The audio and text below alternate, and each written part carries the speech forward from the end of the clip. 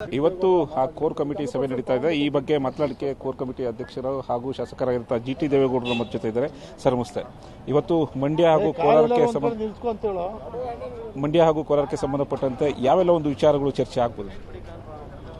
ರಾಜ್ಯ core committee ಸಭೆನ ಇವತ್ತು ಕರೆದಿದ್ದೀವಿ.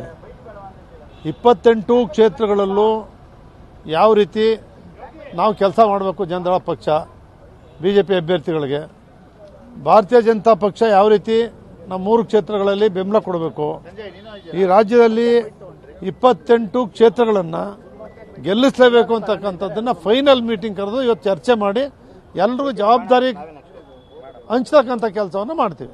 ಒಂದು ಕುತೂಹಲ ಮೂಡಿಸ್ತಾ ಇರೋದು ಮಂಡ್ಯ ಕ್ಷೇತ್ರ, ಚನ್ನಪಟ್ಟಣದ ಕ್ಷೇತ್ರ ಜನತೆ ಚನ್ನಪಟ್ಟಣ ಬಿಡಬಾರದು ಅಂತ, ಮಂಡ್ಯ ಕ್ಷೇತ್ರ ಜನತೆ ಮಂಡ್ಯದಿಂದ ಸ್ಪರ್ಧೆ ಮಾಡಬೇಕು ಅಂತ. ಮಂಡ್ಯದಲ್ಲಿ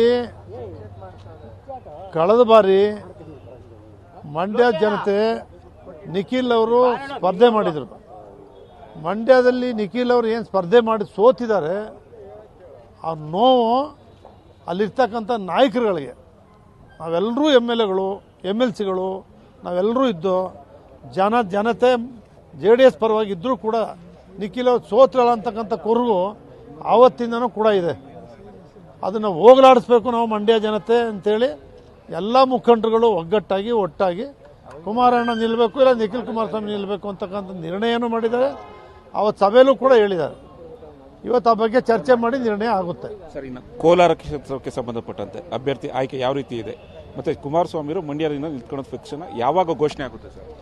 ಇವತ್ತು ಅದಕ್ಕೋಸ್ಕರನೇ ರಾಜ್ಯ ಮಟ್ಟದ ಕೋರ್ ಕಮಿಟಿ ಮತ್ತೆ ಮೈಸೂರು ಲೋಕಸಭಾ ಕ್ಷೇತ್ರದ ನಮ್ಮ ಪಕ್ಷದ ನಾಯಕರುಗಳು, ಕೋಲಾರ ಕ್ಷೇತ್ರದ ನಾಯಕರುಗಳು, ಮಂಡ್ಯ ಕ್ಷೇತ್ರದ ನಾಯಕರುಗಳು ಎಲ್ಲರೂ ಕೂಡ ಒಂದೊಂದಾಗಿ ಒಟ್ಟಾಗಿ ಕರೆದು ಚರ್ಚೆ ಮಾಡಿ ಇವತ್ತು ನಿರ್ಣಯ ಮಾಡ್ತಾರೆ. ಘೋಷಣೆ ಯಾವಾಗ? ಮೀಟಿಂಗ್ ಆದ್ಮೇಲೆ. ಇದಿಷ್ಟು ಜಿ ಟಿ ದೇವೇಗೌಡರ ಮಾತಾಗಿದ್ದು. ಕ್ಯಾಮರಾ ಪರ್ಸನ್ ಸಿದ್ದು ಜೊತೆ ಹೇಲನ್ ಸ್ವಾಮಿ, T5 ಬೆಂಗಳೂರು.